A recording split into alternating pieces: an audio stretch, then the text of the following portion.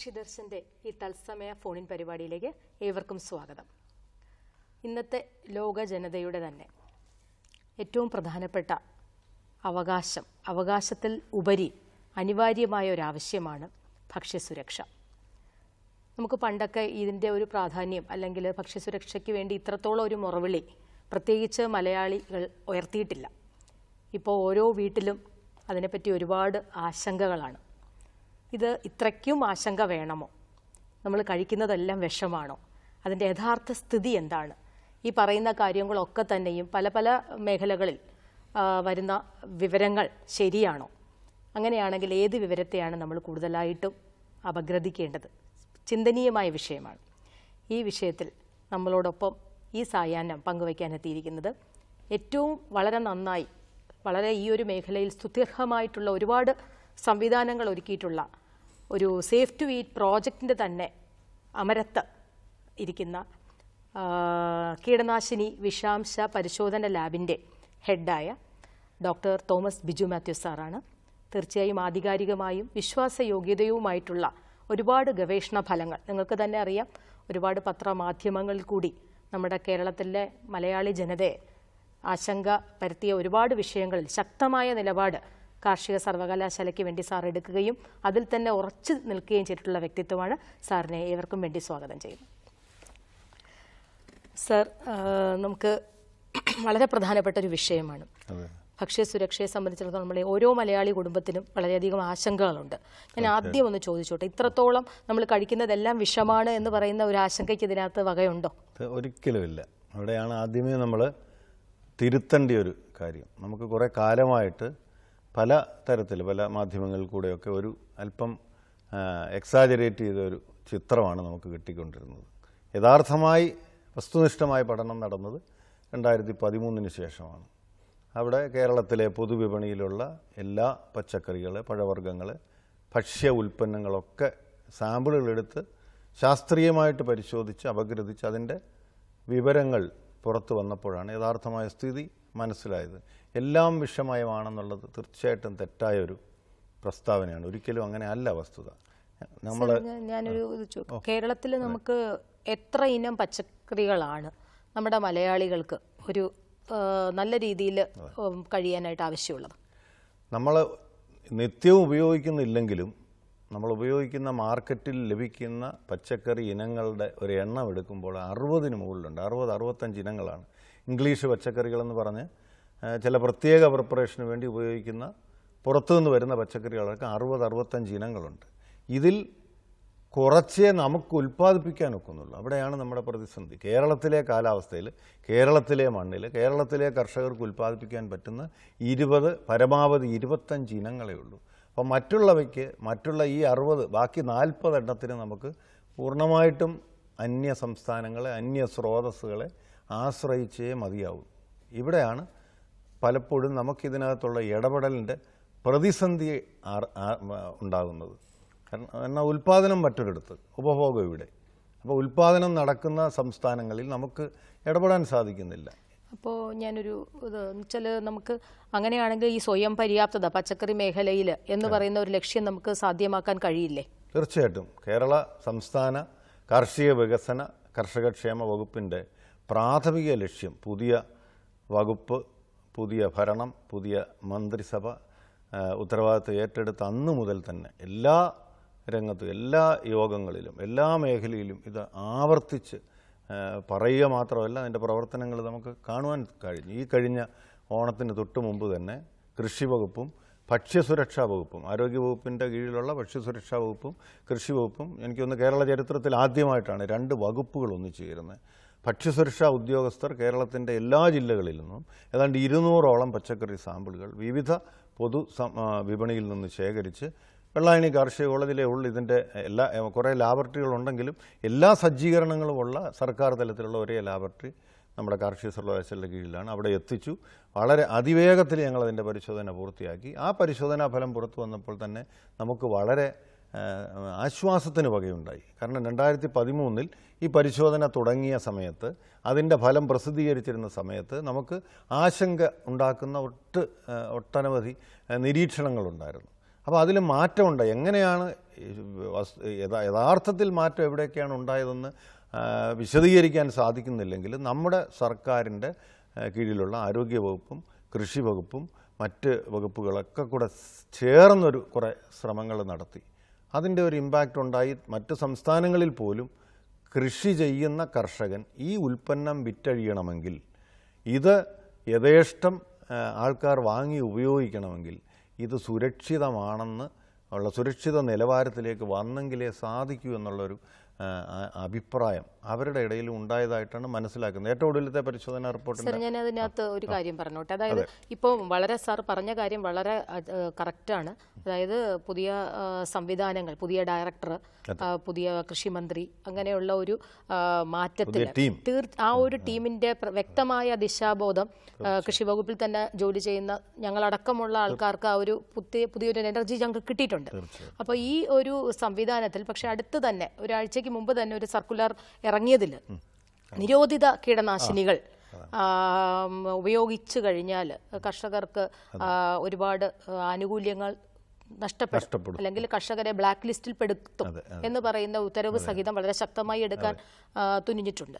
അപ്പോൾ അതിനെപ്പറ്റി ഒന്ന് പറയാമോ? വളരെ പോസിറ്റീവായിട്ട് തന്നെ കണക്കാക്കേണ്ട ഒരു വിഷയം തന്നെ. 2011 ആണ് ഈ തീരുമാനം എടുക്കുന്നത്. ഒരു വളരെ ധൈര്യപൂർവ്വം എടുത്ത ഒരു തീരുമാനമാണ്. അതിനൊരുപാട് ഉപരോധങ്ങളും പ്രതിഷേധങ്ങളും ഒക്കെ ഉണ്ടായി. അതിനെതിരെ കേസുണ്ട്, ഇപ്പോഴും നിലവിലുണ്ട്. ആ നിയമവശങ്ങളിലേക്ക് നമുക്ക് കടക്കാൻ സാധിക്കുന്നില്ലെങ്കിലും ഒരു വളരെ ധൈര്യപൂർവ്വം കേരള സംസ്ഥാനം അവിടെ നമുക്ക് ആരോഗ്യ സംരക്ഷണം, പൊതുജനങ്ങളുടെ പൊതുസമൂഹത്തിൻ്റെ ആരോഗ്യം സംരക്ഷിക്കുക എന്നുള്ള സംസ്ഥാന ഗവൺമെൻറ്റിൻ്റെ ബാധ്യതയാണ്. അത് ഭരണഘടനാപരമാണ്. ഭരണഘടനയുടെ 47-ാം വകുപ്പിൽ പറഞ്ഞിരിക്കുന്ന പൊതുസമൂഹത്തിൻ്റെ ആരോഗ്യ രക്ഷ സർക്കാരിൻ്റെ ചുമതലയായതുകൊണ്ട് ആ ഒരു നിയമവശത്തിൽ പിടിച്ചു നിന്നാണ് 14 കീടനാശിനികൾ 2011 നിരോധിച്ചു. വീണ്ടും 2 കീടനാശിനികൾ 2015 നിരോധിച്ചു. 7 കീടനാശിനി, കളനാശിനി, കുമിൾനാശിനി അടക്കം 7 എണ്ണം നിയന്ത്രിതമാക്കുമെന്ന് പറയുമ്പോൾ കുറിപ്പടി ഉണ്ടെങ്കിലേ കൊടുക്കാവൂ എന്നുള്ള നിർദ്ദേശം കീടനാശിനി വിതരണ കമ്പനികൾക്കും റീറ്റെയിൽ ഏജൻറ്റുമാർക്കും എല്ലാം സർക്കാർ സർക്കുലർ എത്തിച്ചിട്ടുണ്ട്. കൃഷി ഓഫീസറാണ് ഇവിടെ യഥാർത്ഥത്തിൽ ഈ കീടനാശിനി വിൽപ്പനശാലകളുടെ പരിശോധനയുടെ ഉത്തരവാദിത്വം. അപ്പോൾ അവിടെ എന്തൊക്കെയോ ചില പോരായ്മകൾ ഉണ്ടായിരുന്നെങ്കിൽ അതെല്ലാം പരിഹരിക്കത്തക്കവണ്ണം പുതിയ ഡയറക്ടറുടെ മാർഗനിർദ്ദേശം ഈ കഴിഞ്ഞ 2 മാസത്തിനിടയ്ക്ക് തന്നെ 5-6 സിറ്റിംഗ് കഴിഞ്ഞു, 5-6 ചർച്ച കഴിഞ്ഞു. അതിനനുസരിച്ചിട്ടുള്ള നിർദ്ദേശങ്ങളും പോയി. പ്രായോഗികമായിട്ട് പല ബുദ്ധിമുട്ടുകളുണ്ടായെങ്കിലും നമുക്ക് പ്രത്യേകിച്ച് നമ്മൾ കാർഷിക മേഖലയെ, കൃഷി വകുപ്പിനെയും കാർഷിക സർവകലാശാലയും പ്രതിനിധീകരിക്കാൻ നമുക്ക് തീർച്ചയായിട്ടും അഭിമാനിക്കാം. ഇന്ത്യയിലെ 1ാമത്തെ സംസ്ഥാനമാണ് ഇങ്ങനൊരു തിരിച്ചു വരാം. ഒരു കോൾ ഉണ്ട്. ഹലോ ഹലോ ഹലോ, ആരാണ്? കോഴിക്കോട് പേര് പറയും. ഷാജു. ചോദിക്കാം ഷാജു. സാറ്, നമ്മൾ വാങ്ങുന്ന കരുവേപ്പിലൊക്കെ ഉണ്ടല്ലോ, തമിഴ്നാട്ടിൽ നിന്നുള്ളതൊക്കെ വരുന്നത്. അപ്പോ അത് വിഷാംശം കുറയ്ക്കാം, വിഷാംശം ഉണ്ടെന്നാണല്ലോ പറയണത് ഇതിനൊക്കെ. അതെ അതെ. അപ്പോൾ വിഷാംശം കുറയ്ക്കാനായിട്ടുള്ള എന്തായുള്ള ഒരു മാർഗങ്ങൾ അത് പറയാം. ഈ തമിഴ്നാടെന്ന് മാത്രമല്ല അന്യസംസ്ഥാനങ്ങളിലാണ് കറിവേപ്പ് വ്യാവസായിക അടിസ്ഥാനത്തിൽ കൃഷി ചെയ്യുന്നത്. നമ്മുടെയൊക്കെ വീടുകളിൽ 1-2 മൂട് കറിവേപ്പ് ഉള്ളതുപോലെയല്ല. കറിവേപ്പ് ഏതാണ്ട് തേയിലത്തോട്ടം പോലെ കൃഷി ചെയ്യുകയാണ്. അപ്പോൾ തോട്ടം അടിസ്ഥാനത്തിൽ കൃഷി ചെയ്യുമ്പോൾ ഇത് അടുത്തടുത്ത് നിൽക്കുമ്പോൾ ഇതിന് എല്ലാവിധ കീടങ്ങളും രോഗങ്ങളും ഉണ്ടാകും. അപ്പോൾ അത്തരം കറിവേപ്പിൻ്റെ ഇല നമുക്ക് കിട്ടുന്ന മാർക്കറ്റിൽ കിട്ടുന്ന കറിവേപ്പിൻ്റെ ഇലയിൽ ഒരു കേടും ഒരു പാടും ഒരു പുഴുക്കുത്തും കാണാത്തപ്പോൾ തീർച്ചയായിട്ടും അത് ഒരു പരിശോധനയില്ലാതെ തന്നെ മനസ്സിലാക്കാം ഇതിൽ ഇങ്ങനെ കൃഷി ചെയ്യുമ്പോൾ ഇതിൽ മരുന്ന് പ്രയോഗിക്കാതെ സാധിക്കുകയില്ല. ഞങ്ങൾ പരിശോധിച്ചുള്ള ഏറ്റവും അധികം വിഷാംശം 1ഉം 2ഉം അല്ല 4ഉം 5ഉം കീടനാശിനികളുടെ അംശം കണ്ടെത്തിയ ഒരു ഉൽപ്പന്നമാണ് കറിവേപ്പില. നമ്മൾ ഏറ്റവും കൂടുതൽ ഉപയോഗിക്കുന്നത്. പക്ഷേ അതിൻ്റെ ഉപയോഗിക്കുന്ന അളവ് കുറവാണെന്നുള്ള ഒരു ആശ്വാസമാണ്. ഇപ്പോൾ ചോദിച്ച ചോദ്യം ഇതെങ്ങനെ നീക്കം ചെയ്യാവുന്നതാണ്. നീക്കം ചെയ്യുന്നതിന് നമ്മുടെ അടുക്കളയിൽ സ്വീകരിക്കാവുന്ന വളരെ ലളിതമായ ഒട്ടനവധി മാർഗങ്ങളുണ്ട്. നമുക്ക് സാധാരണ പണ്ട് മുതൽ നമ്മുടെ വീട്ടമ്മമാർ ചെയ്തു വന്നിരുന്ന കാര്യങ്ങളുണ്ട്. വിനാഗിരി, ഉപ്പ്, വാളൻപുളി 2%. വാളൻപുളി 2% എന്ന് പറയുമ്പോൾ 20 ഗ്രാം 1 ലിറ്റർ വെള്ളത്തിൽ നല്ലവണ്ണം കലക്കി ആ ലായനിയിൽ ഒരു 10 മിനിറ്റ് മുക്കി വെച്ച ശേഷം 2-3 തവണ ശുദ്ധജലത്തിൽ കഴുകിയാൽ ഇതിൻ്റെ ഏറെക്കുറെ കൂടുതൽ പൂർണ്ണമായിട്ട് ശുദ്ധീകരിക്കാൻ സാധിക്കില്ല. ഏറെക്കുറെ ഒരു 45-50% വരെ നീക്കം ചെയ്യാമെന്ന് കണ്ടിട്ടുണ്ട്. വിനാഗിരി, വാളൻപുളി, ഉപ്പ്. അപ്പോൾ ഇത്തരം പരീക്ഷണങ്ങളിൽ കൂടെ കണ്ടെത്തിയ നമ്മൾ പാചകത്തിന് ഉപയോഗിക്കുന്ന നാച്ചുറലായിട്ടുള്ള വസ്തുക്കളുടെ ആ ഘടന അത് ചേർത്ത് ഒരു സർവകലാശാലയിലൊരു പുതിയ ഫോർമുല കണ്ടെത്തി. വെജി വാഷ് എന്ന് പറയുന്ന സാങ്കേതിക വിദ്യ കാർഷിക സർവകലാശാല അത് താല്പര്യത്തോടെ സർവകലാശാലയിലേക്ക് വന്ന സ്വകാര്യ സംരംഭകർക്ക് ഇത് കൈമാറി. അവർ ഈ വെജി വാഷ് എന്നുള്ള ബ്രാൻഡ് പേര്, പല ബ്രാൻഡ് പേരിൽ ഇത് കടകളിൽ എത്തിച്ചിട്ടുണ്ട്. ഇതാണെങ്കിൽ ഒരു അടപ്പ്, അതായത് ആ ബോട്ടിലിൻ്റെ 220 മില്ലിയുടെ ഒരു കുപ്പിയാണ്. ആ കുപ്പിയുടെ ഒരടപ്പെന്ന് പറയുന്നത് 10 മില്ലിയാണ്. ഈ 10 മില്ലി ലായനി 1 ലിറ്റർ വെള്ളത്തിൽ കലക്കിയിട്ട് അതിനകത്ത് ഈ പച്ചക്കറികൾ, പ്രത്യേകിച്ച് എല്ലാ പച്ചക്കറികളുമല്ല, വിഷാംശം കണ്ടെത്തി ഞങ്ങളിത് റിപ്പോർട്ടുകളെല്ലാം സർക്കാർ വെബ്സൈറ്റിലാണ് പ്രസിദ്ധീകരിക്കുന്നത്. ഓരോ 3 മാസം കൂടുമ്പോൾ പ്രസിദ്ധീകരിക്കുന്ന റിപ്പോർട്ടിൻ്റെ വിശദാംശങ്ങളെല്ലാം അടുത്ത എല്ലാ പ്രധാന പത്രങ്ങളിലും, മലയാളം, ഇംഗ്ലീഷ് പത്രങ്ങളിൽ വരുന്നുണ്ട്. അതുകൊണ്ട് പൊതുസമൂഹത്തിന് വലിയൊരു ബോധവൽക്കരണം നടത്തിയിട്ടുണ്ട്. അപ്പോൾ അവർക്ക് തന്നെ അറിയാം ഏതിലൊക്കെയാണ് വിഷാംശം ഉണ്ട്, ഏതിലൊക്കെയാണ് ഇല്ലാത്തതെന്ന്. അപ്പോൾ കറിവേപ്പില ഒരു ടിപ്പിക്കൽ ഉദാഹരണമാണ്. ഈ കറിവേപ്പില നമ്മൾ വാങ്ങാതെ ഇരിക്കുക എന്നുള്ളതാണ് ഏറ്റവും പ്രധാനം. അദ്ദേഹം ചോദിച്ച സ്ഥിതിക്ക് വാങ്ങാതെ ഇരിക്കുവാൻ സ്വന്തം വീട്ടുവളപ്പിൽ കറിവേപ്പ് നട്ടുപിടിപ്പിക്കുക. ഒരാൾക്ക്, ഒരു വീട്ടിൽ 5 അംഗം ഉണ്ടെങ്കിൽ 5 മൂട് കറിവേപ്പെങ്കിലും നടണമെന്നാണ് ഞങ്ങളിപ്പോൾ ഉപദേശിക്കാറുള്ളത്. അത് സാധിക്കാത്ത സാഹചര്യങ്ങൾ, ഫ്ലാറ്റിലൊക്കെ താമസിക്കുന്നവർ, അങ്ങനെ കറിവേപ്പ് നട്ടുപിടിപ്പിക്കാൻ പറ്റാത്തവർക്ക് മാത്രം ഇത് വാങ്ങി ഉപയോഗിക്കുമ്പോൾ ഈ ലായനികൾ ഉപയോഗിച്ച് അതിൻ്റെ ഉപരിതലത്തിലുള്ള വിഷാംശം ഒരു അളവ് വരെ കുറയ്ക്കാൻ സാധിക്കും. മതിയല്ലോ?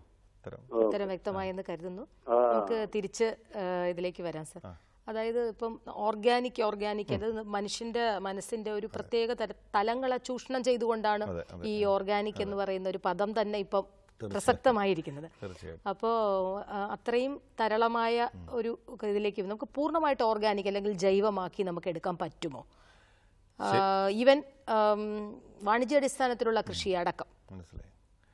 അപ്പോൾ ഇത് നമ്മൾ സംസാരിച്ചുകൊണ്ടിരിക്കുന്ന പ്രശ്നത്തിന് ശാശ്വത പരിഹാരം അത് മാത്രമേ ഉള്ളൂ, ഓർഗാനിക്. നമ്മുടെ സംസ്ഥാനം തന്നെ ജൈവകൃഷി ഏറ്റെടുത്തിരിക്കുകയാണ്. ജൈവകൃഷി പ്രഖ്യാപിക്കുക മാത്രമല്ല, ജൈവകൃഷിയിലേക്കുള്ള വളരെ അതിവേഗത്തിൽ നമ്മൾ മുമ്പോട്ട് പൊയ്ക്കൊണ്ടിരിക്കുകയാണ്. പക്ഷേ അതേസമയം നമ്മുടെ റിക്വയർമെൻറ്റ്, നമ്മൾ ഒരു ദിവസം അന്യസംസ്ഥാനത്തു നിന്ന് വരുന്ന പച്ചക്കറികൾ ഏതാണ്ട് 2500 ടൺ എന്നാണ് ഒരു കണക്ക് കേട്ടിട്ടുള്ളത്. ഈ 2500 ടൺ പൂർണ്ണമായി ജൈവ രീതിയിൽ ഉൽപ്പാദിപ്പിച്ച് കേരളം മുഴുവൻ വിതരണം ചെയ്യുന്നതിനുള്ളൊരവസ്ഥയിലല്ല നമ്മൾ.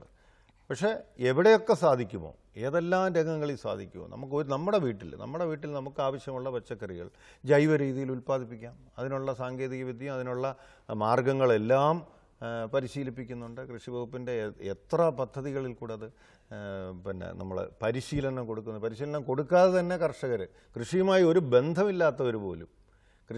ഒരു ബന്ധമില്ലാതിരുന്നവർ പോലും ഈ പ്രശ്നം അറിഞ്ഞതിന് ശേഷം എനിക്ക് ഉച്ചയ്ക്കും വൈകുന്നേരം ഉപയോഗിക്കുവാനുള്ള പച്ചക്കറികൾ, ഒരു കൂട്ടാൻ വയ്ക്കാനുള്ള പച്ചക്കറികൾ എൻ്റെ വീട്ടിൽ തന്നെ ഉണ്ടാക്കണം എന്നുള്ള ഒരു താല്പര്യത്തോട്, അങ്ങനെ ഒരു മോട്ടിവേഷൻ ഉണ്ടായി നമ്മളിത് കാണുന്നുണ്ട്.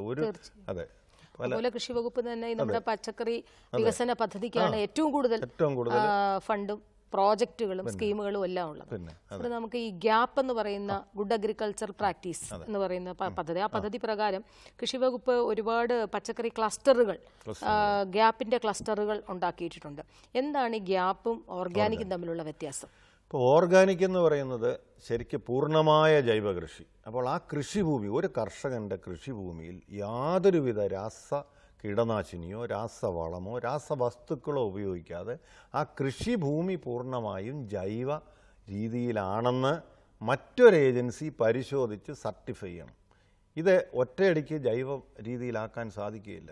ഇപ്പോൾ എൻ്റെ കൃഷിസ്ഥലത്ത് ഞാൻ നേരത്തെ ഉപയോഗിച്ചിട്ടുണ്ടായിരുന്ന രാസമാലിന്യങ്ങളെല്ലാം പൂർണ്ണമായി മാറണമെങ്കിൽ ഏതാണ്ട് 3 വർഷത്തോളം എടുക്കും. അപ്പോൾ ഈ 3 വർഷവും ഈ ഏജൻസിയുടെ നിരീക്ഷണത്തിലാണ്. കേരളത്തിൽ 2 ഏജൻസികളാണ് പ്രധാനമായിട്ടും പ്രവർത്തിക്കുന്നത്, ഇൻഡോസർട്ടും ലാക്കോണും. ഈ ഏജൻസികളിൽ അപേക്ഷ കൊടുത്ത് അവരുടെ ഫീസ് അടച്ച് അവിടെ നിന്നും വിദഗ്ധർ വന്ന് നമ്മുടെ ഫീൽഡ് പരിശോധിച്ച് നമ്മുടെ മണ്ണ് സാമ്പിളുകൾ എടുത്ത് നമ്മുടെ പച്ചക്കറികളുടെ സാമ്പിളുകൾ എടുത്തുകൊണ്ട് പോയി ആ പരിശോധന പൂർത്തിയാക്കിയിട്ട് സാക്ഷ്യപത്രം കൊടുക്കുകയാണ്, നിങ്ങളുടെ കൃഷിഭൂമി ഓർഗാനിക്കാണെന്ന്. അപ്പോൾ അതൊരു സർട്ടിഫിക്കേഷനാണ്. GAP അതല്ല. GAP എന്ന് പറയുമ്പോൾ ശരിയായ കാർഷിക മുറ അല്ലെങ്കിൽ നല്ല കാർഷിക മുറ.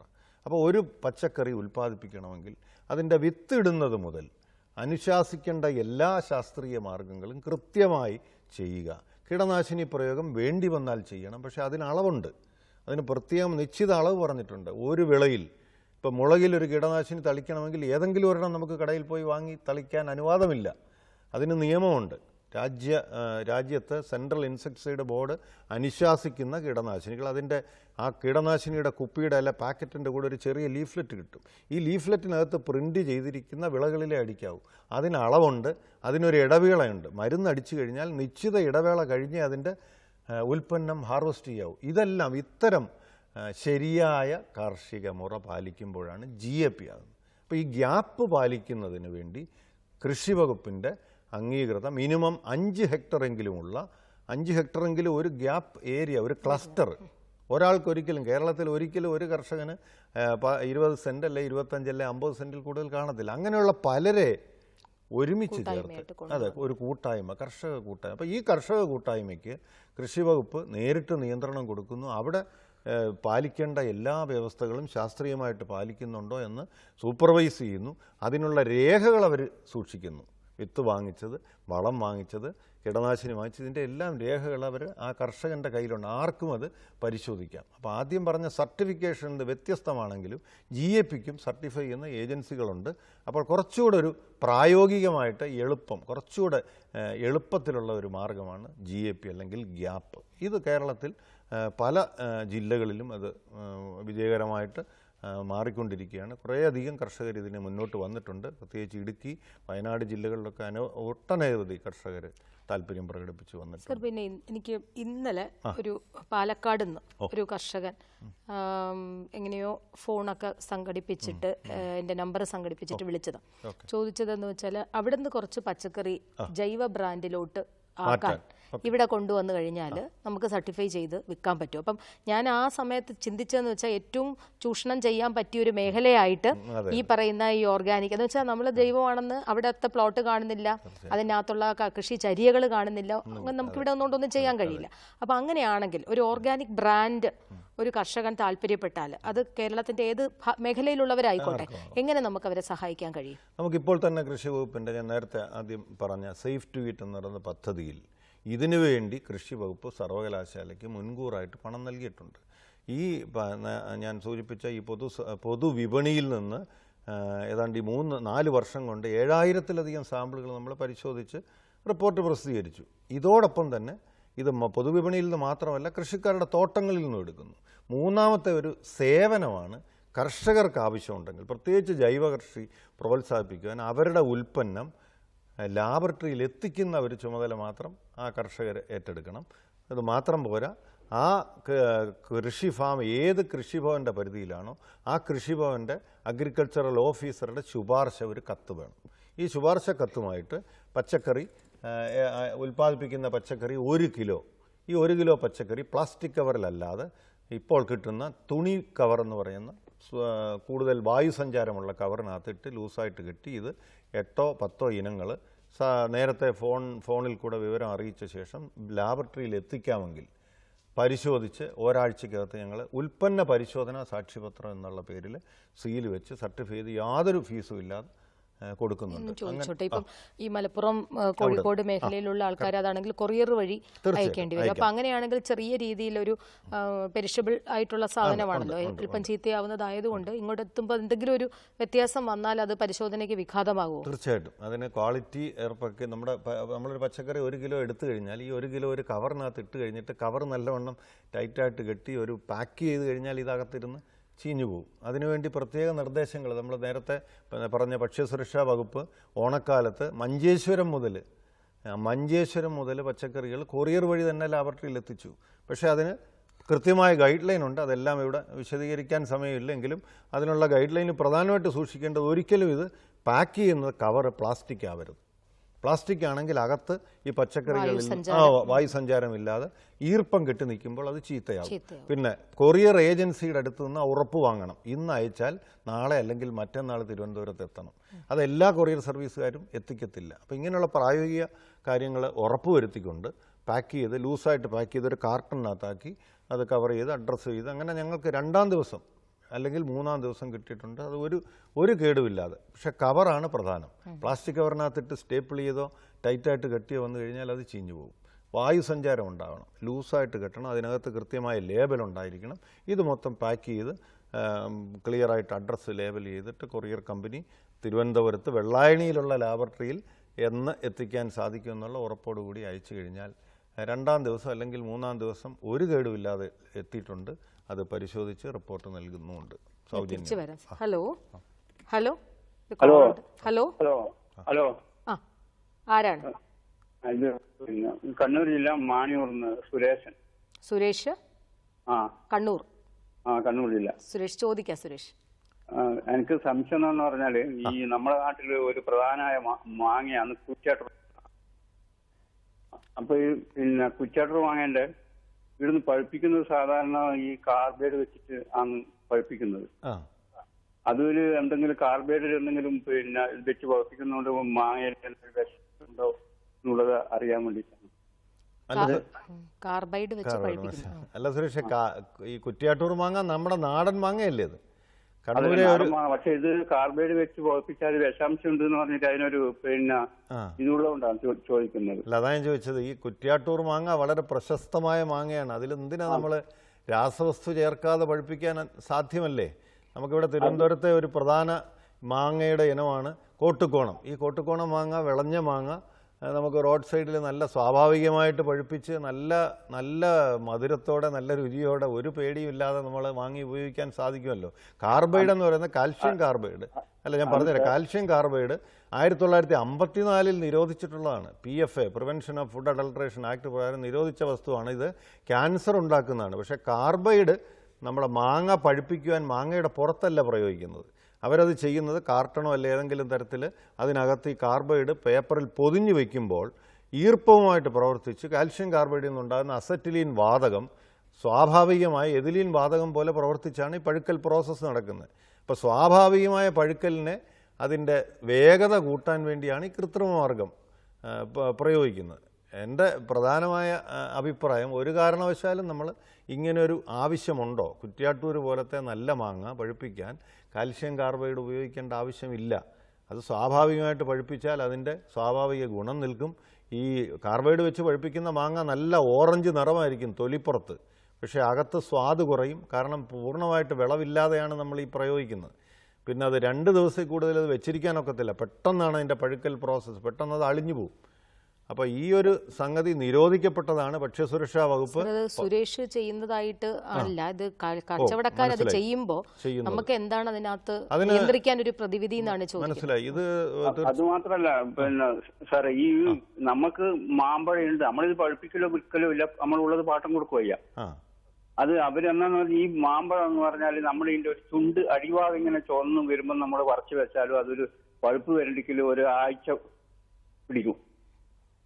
ഒരാഴ്ച പിടിക്കുമ്പോഴേക്ക് അത് അതിന്റെ പകുതി ഇങ്ങനെ ഇതിന്റെ മൂക്ക് കഴിഞ്ഞിട്ടും കെട്ടിട്ടും പോയി പോകും. നമ്മൾ സ്വാഭാവികം പണ്ടെല്ലാം വെക്കുന്നത് ഈ കാഞ്ഞടച്ചപ്പവും ഈ വൈക്കോലിന്റെ അകത്തും വെച്ചിട്ടാണ് പഴുപ്പിക്കുന്നത്. പക്ഷെ അത് പകുതി ഭാഗം ഇങ്ങനെ കെട്ടുപോകും. ഈ കാർബൈഡ് ആകുമ്പോൾ എന്താന്ന് പറഞ്ഞാൽ അവർക്ക് 2 ദിവസം കൊണ്ട് മാർക്കറ്റിൽ എത്തിക്കാം. അല്ല, അതിൽ വിഷാംശം ഉണ്ടോന്നോ എന്താണോ അറിയണ്ടോ? നമ്മൾ ഉപയോഗിക്കുന്ന അവർക്ക് വിഷാംശം ഉണ്ടോ? ഇവിടെ നമുക്കൊന്നും ഇപ്പൊ ഇതിന്റെ റേറ്റ് കിട്ടുന്നില്ല. എന്നാന്ന് പറഞ്ഞാൽ ഇവർക്ക് കാർബൈഡ് വെച്ച് ഇത് കാർബൈഡ് വെച്ച് വകുപ്പിക്കുന്നതുകൊണ്ട് നമുക്ക് ഇത് ചള്ളു മാങ്ങ വെക്കാനല്ലോ സാറേ. ഈ മൂത്ത മാങ്ങയായാലും പെട്ടെന്ന് പഴുത്ത് കിട്ടുമ്പോൾ നമുക്ക് എന്ന് പറഞ്ഞാൽ ഇത് ഒരു സീസണിൽ കുറച്ച് ദിവസം ഉണ്ടാകും. ഇത് പഴുക്കുമ്പോൾ ഒറ്റയടിക്കാ പഴുക്കുക.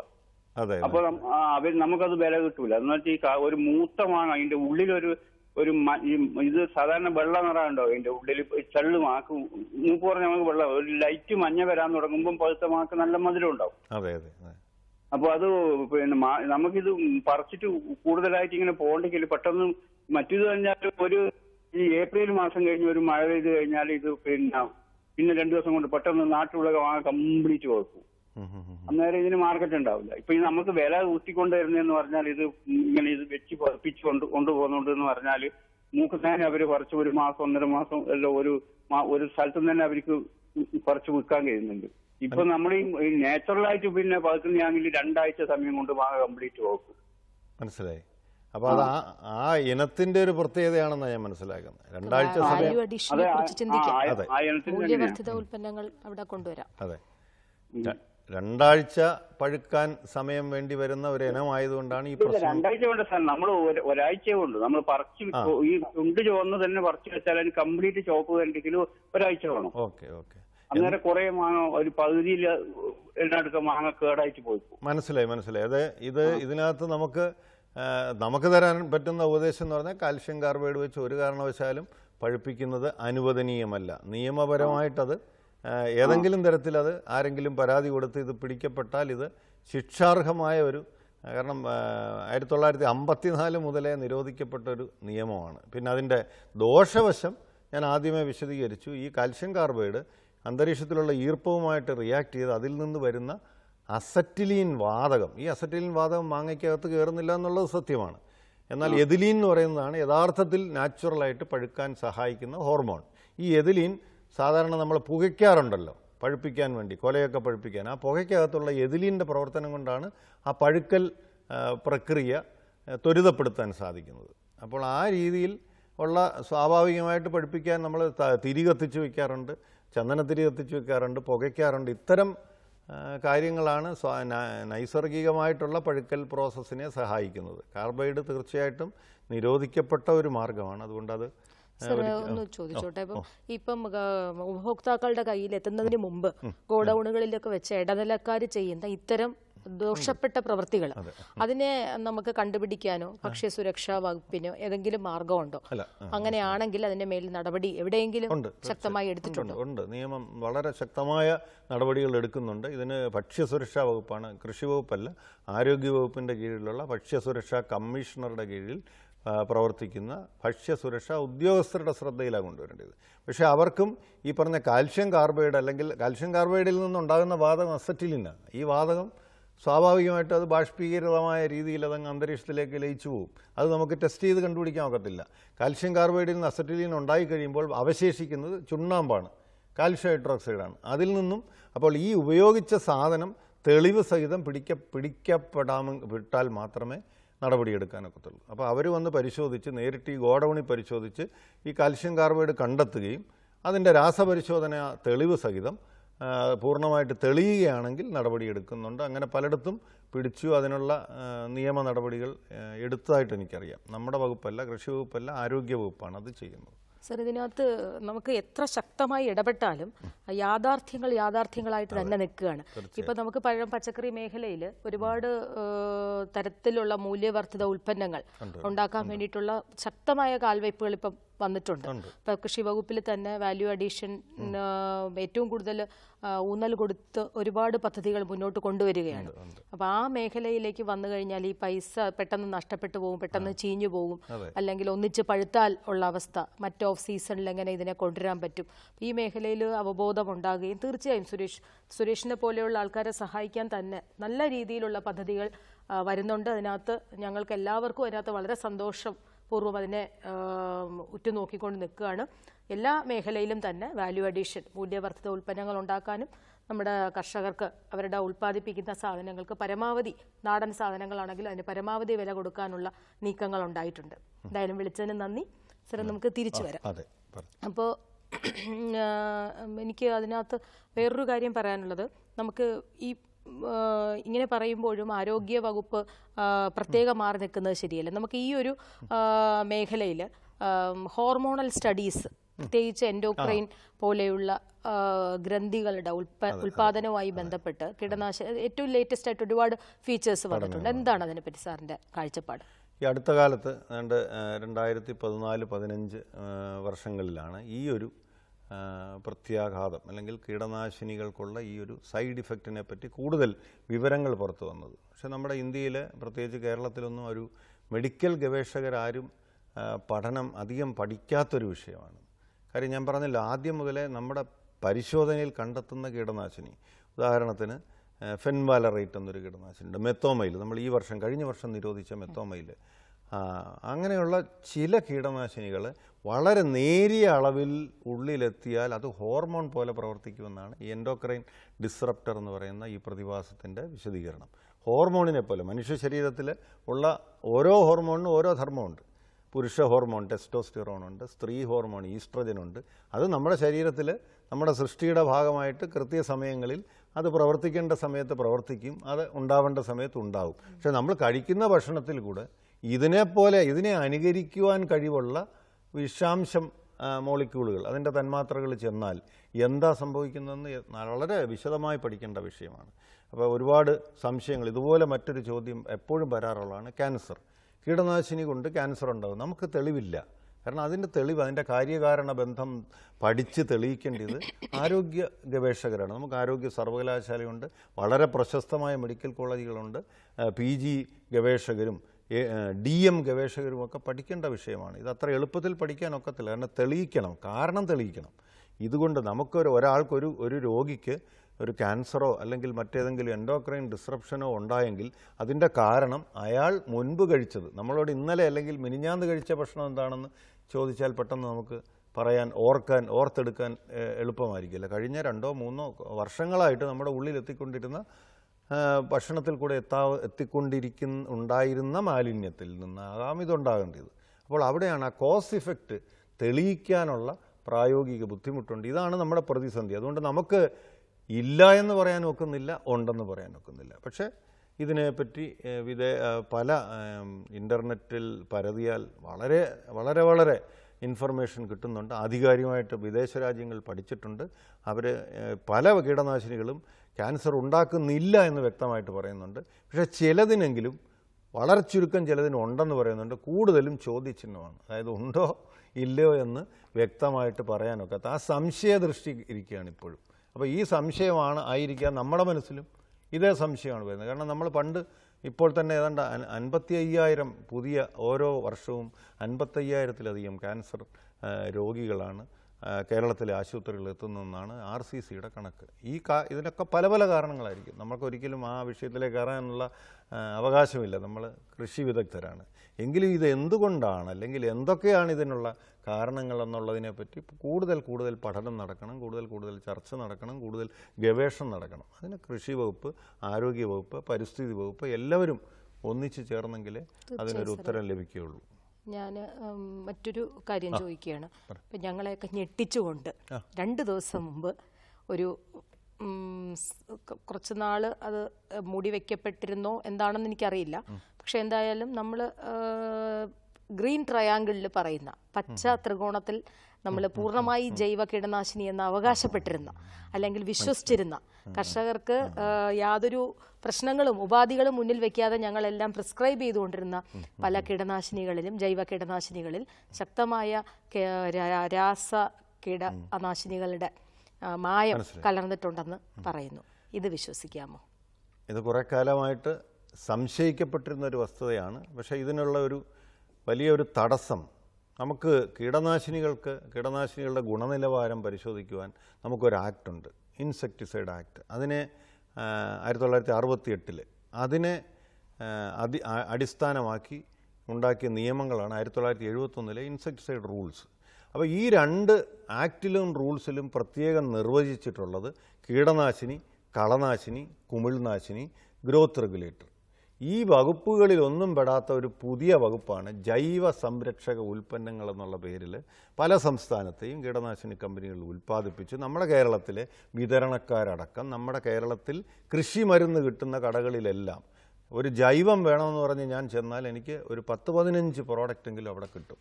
പക്ഷേ ഒന്നിൻ്റെയും ലേബലിൽ വ്യക്തതയില്ല. ലേബൽ വായിച്ച് നോക്കുമ്പോൾ ഇത് കീടനാശിനിയാണോ കളനാശിനിയാണോ കുമിൾനാശിനിയാണോ ഒന്നും പറയത്തില്ല അവർ. ഇത് ഇന്ന കീടങ്ങൾക്ക് എതിരെ ഇമ്മ്യൂണൈസ് ചെയ്യുന്നു. അതായത് ചെടികളുടെ പ്രതിരോധ ശക്തി വർദ്ധിപ്പിക്കുന്നു. ഇതിനകത്തെ കണ്ടൻസ് നോക്കിയാൽ മെറ്റബോളൈറ്റ്സ്, വളരെ ജനറലായൊരു വാക്കായി മെറ്റബോളൈറ്റ്സ്. എന്തിൻ്റെ മെറ്റബോളൈറ്റ്സ് ആണെന്ന് പോലും വ്യക്തമല്ല. പിന്നെ അതിനകത്ത് പറഞ്ഞിരിക്കുന്ന കോമ്പോസിഷനൊക്കെ അവിശ്വസനീയമാണ്. കൂടുതലും അന്യസംസ്ഥാനത്തു നിന്നാണ് വരുന്നത്. ആന്ധ്രാപ്രദേശിലുള്ള ഒരു കമ്പനിയുടെ ഉൽപ്പന്നം ഞങ്ങൾ അക്കാഡമിക് ഇൻട്രസ്റ്റിൽ പരിശോധിച്ചു. അസോൾട്ട് എന്നാണ് അതിൻ്റെ പേര്. പരിശോധിച്ചപ്പോൾ ഇതിനകത്ത് 1, 2, 3 അല്ല 4 തരത്തിലുള്ള കീടനാശിനി, 3 തരത്തിലുള്ള ന്യൂ ജനറേഷൻ കീടനാശിനിയും ഒരു കുമിൾനാശിനിയും വളരെ ചെറിയ അസറ്റാമിപ്രിഡ്, തയാമെതോക്സാം, ഇമാമെക്റ്റിൻ,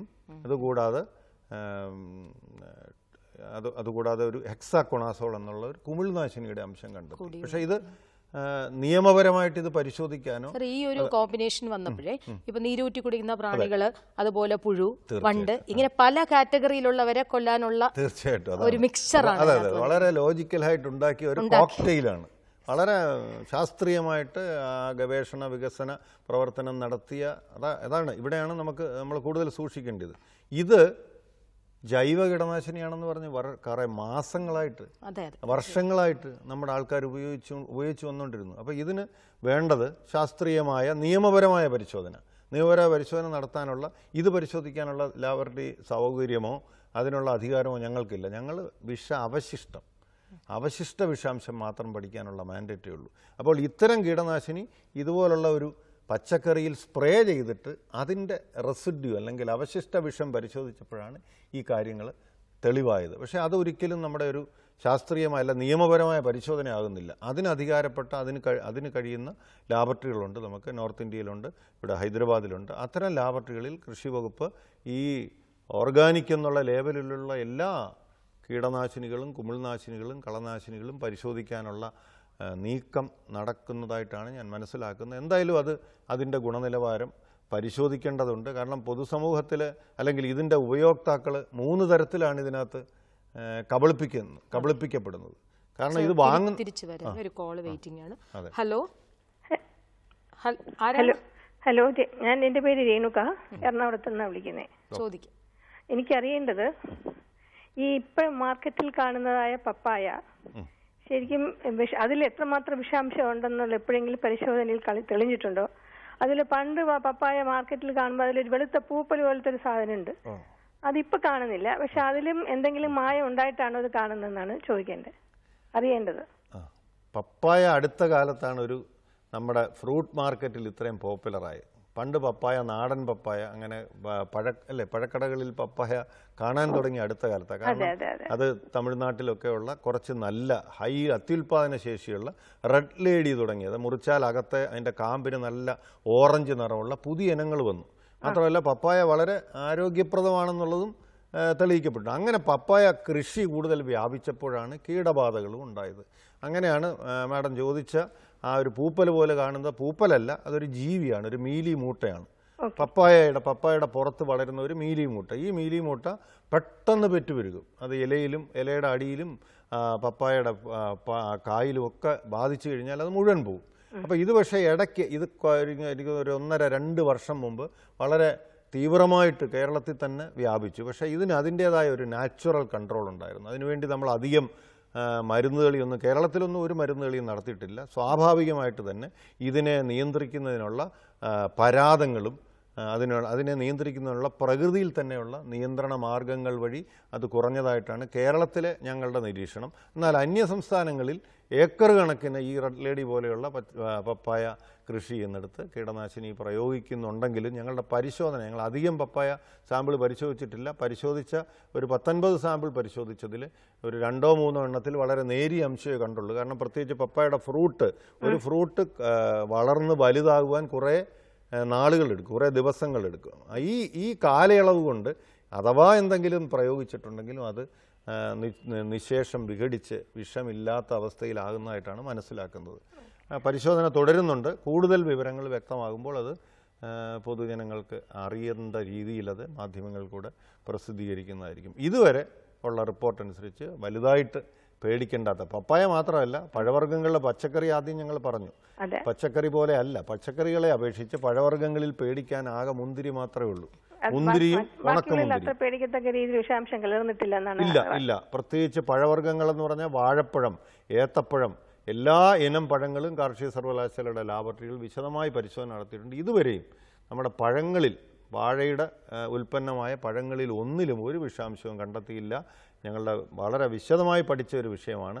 അതേപോലെ തന്നെ മാങ്ങയിൽ, പൈനാപ്പിളിൽ, പപ്പയയിൽ, ഓറഞ്ചിൽ ഇതിലൊന്നും തന്നെ ഒരു വിഷാംശവും കണ്ടെത്തിയില്ല. പക്ഷേ കണ്ടെത്തിയത് ഏറ്റവും കൂടുതലായിട്ട് കണ്ടെത്തിയത് ഗ്രേപ്സ് അല്ലെങ്കിൽ മുന്തിരിയിലാണ്. അതിൽ തന്നെ കറുത്ത മുന്തിരിയുണ്ട്, വയലറ്റ് കളറിലുള്ള മുന്തിരിയുണ്ട്, സീഡ്ലെസ് മുന്തിരിയുണ്ട്, എല്ലാത്തിലും പച്ച മുന്തിരിയുണ്ട്. എല്ലാത്തിലും പലതരത്തിലുള്ള വിഷം കണ്ടു. പ്രത്യേകിച്ച് അത് ഉണക്കമുന്തിരി, ഇനിയിപ്പോൾ നവംബർ ഡിസംബർ ആകാൻ പോകുന്നു. ഉണക്കമുന്തിരി കേക്ക് മിക്സിംഗ് ഒക്കെ വളരെ വ്യാപകമായിട്ട് എല്ലാ ബേക്കറികളിലും ഹോട്ടലുകളിലുമൊക്കെ നടക്കുന്നത് നമ്മളതൊക്കെ ചാനലുകളിൽ കാണുന്നു. പക്ഷേ ആ ഉപയോഗിക്കുന്ന റൈസിൻ അല്ലെങ്കിൽ ഉണക്കമുന്തിരി സാമ്പിളുകൾ ഞങ്ങൾ പരിശോധിച്ചതിൽ അതിനകത്ത് ഏതാണ്ട് 30%, അതായത് ഒരു 10 പാക്കറ്റ് എടുത്താൽ ഏതാണ്ട് 3 പാക്കറ്റിനകത്തും വിഷാംശം കണ്ടെത്തിയിട്ടുണ്ട്. മാത്രമല്ല ഒരു ഗ്രേപ്സിൻ്റെ ഒരു മുന്തിരി ഉണങ്ങുമ്പോഴത്തേക്ക് ഏതാണ്ട് 1/5 അതിൻ്റെ വെയിറ്റ് കുറയുകയാണ്. 1/5 5 ഇരട്ടിയാകുന്നു. അപ്പോൾ ഇതിന് ഒരു പരിഹാരമേ ഉള്ളൂ. ഉണക്കമുന്തിരി കേക്ക് ഉണ്ടാക്കുന്നതല്ല അല്ലാതെ മറ്റേതെങ്കിലും ആവശ്യങ്ങൾക്ക് പായസത്തിലൊക്കെ ഉപയോഗിക്കുകയാണെങ്കിൽ ഇത് ഇളം ചൂടുവെള്ളത്തിൽ മുക്കി വയ്ക്കുക. ഒരു 5-10 മിനിറ്റ് മുക്കി വെച്ചിട്ട് അതിൻ്റെ വെള്ളം 2-3 പ്രാവശ്യം ഊറ്റിക്കളയുമ്പോൾ അതിൻ്റെ പുറമേയുള്ള കുമിൾനാശിനിയുടെ അംശവും കീടനാശിനിയുടെ അംശവും മാറ്റാൻ കഴിയുമെന്ന് പഠനം തെളിയിച്ചിട്ടുണ്ട്. അതുപോലെ ഈ പച്ചമുന്തിരി ആയാലും ഇങ്ങനെ ക്ലീൻ ചെയ്യണമെങ്കിൽ ഈ ഉപ്പ് വെള്ളത്തിലോ പുളിവെള്ളത്തിലോ ഇട്ട് തന്നെ ക്ലീൻ ചെയ്താൽ വിഷാംശം കുറഞ്ഞു കിട്ടുമോ? ഇത് നോക്കി മാഡം, വിശദമായിട്ട് ഞങ്ങൾ ലാബറട്ടറി പഠിച്ചു. ആകെ ഞങ്ങൾ പരാജയപ്പെട്ട ഒരു ഉൽപ്പന്നമാണ് ഈ മുന്തിരി. മുന്തിരിയിൽ ഒരു 40% കൂടുതലൊന്നും പോകത്തില്ല, 30-40%. കാരണം മുന്തിരിയുടെ തൊലിയുടെ പുറത്തൊരു പ്രത്യേകതരം വാക്സാണ്. ആ പ്രത്യേകതരം വാക്സാണ് അതിൻ്റെ മേൽ ഈ കീടനാശിനിയുടെ അവശിഷ്ടം ഒട്ടിപ്പിടിച്ചിരിക്കുകയാണ്. അത് വെജി വാഷ് ഉപയോഗിച്ചിട്ട് കഴുകിയിട്ട് പോലും ഒരു 45-50%. പിന്നെ ബാക്കിയുള്ള പച്ചക്കറികളിലും ബാക്കിയുള്ള പഴവർഗ്ഗങ്ങളിലും നമുക്ക് 75-80% വരെ മാറ്റാൻ കഴിയുമെന്ന് തെളിഞ്ഞിട്ടുണ്ട്. പക്ഷേ മുന്തിരിയിൽ പരമാവധി 40, അതിനപ്പുറത്തേക്ക് സാധിച്ചിട്ടില്ല. ഈ കാർഷിക രേണുക, നമുക്കേ ഇതിന്റെ പരിപാടിയുടെ സമയം ഏകദേശം കഴിഞ്ഞിരിക്കുന്നു. തീർച്ചയായും രേണുകയോടൊപ്പം ഒരുപാട് പ്രേക്ഷകർക്ക് അവർക്ക് മനസ്സിൽ ബാക്കിയായ ഒരുപാട് ചോദ്യങ്ങൾ ഉണ്ടാവും സാർ. ഞാൻ അത് പ്രേക്ഷകർക്ക് വേണ്ടി സാറിന്റെ പേരും അഡ്രസ്സും ഫോൺ നമ്പറും വായിക്കുന്നു. Doctor Thomas Biju Mathew, professor and head, കീടനാശിനി വിഷാംശ പരിശോധന ലാബ്, കാർഷിക college Vellayani, Thiruvananthapuram. Phone number 98 95 40 83 32. തീർച്ചയായും സർ, വളരെ കാലിക പ്രസക്തിയുള്ളൊരു വിഷയം തന്നെയാണ് നമ്മൾ എടുത്തത്. ഒട്ടനവധി പ്രേക്ഷകർ ഇനിയും ഇതിൻ്റെ ടെലികാസ്റ്റ് സമയത്തും സാറിനെ വിളിക്കാനും ചോദിക്കാനും ഒക്കെ ഇടയുണ്ട്. എന്തായാലും ഈ ഒരു വിലപ്പെട്ട നിമിഷങ്ങൾ, ഇത്രയും തിരക്കുള്ളൊരു വ്യക്തിത്വം നമുക്ക് സമ്മാനിച്ചതിൽ പ്രേക്ഷകർക്ക് വേണ്ടി നന്ദി പറഞ്ഞു. നമസ്കാരം.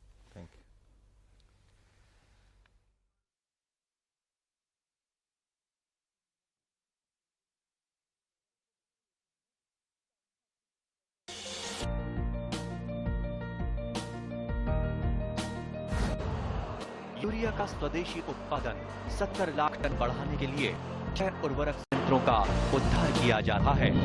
FCIL के गोरखपुर, सिंदरी, तलचर और रामागुंडम संयंत्र, HFCL की बरौनी इकाई और PVFCL की नामरू फोर्थ। सोने पर सुहागा ये है कि देश में अब बनेगा सिर्फ नीम लिपित यूरिया, क्योंकि इससे होगा किसानों का फायदा ही फायदा। अनाज का उत्पादन 10% तक बढ़ेगा। बढ़ेगी 10 से 15% नाइट्रोजन क्षमता।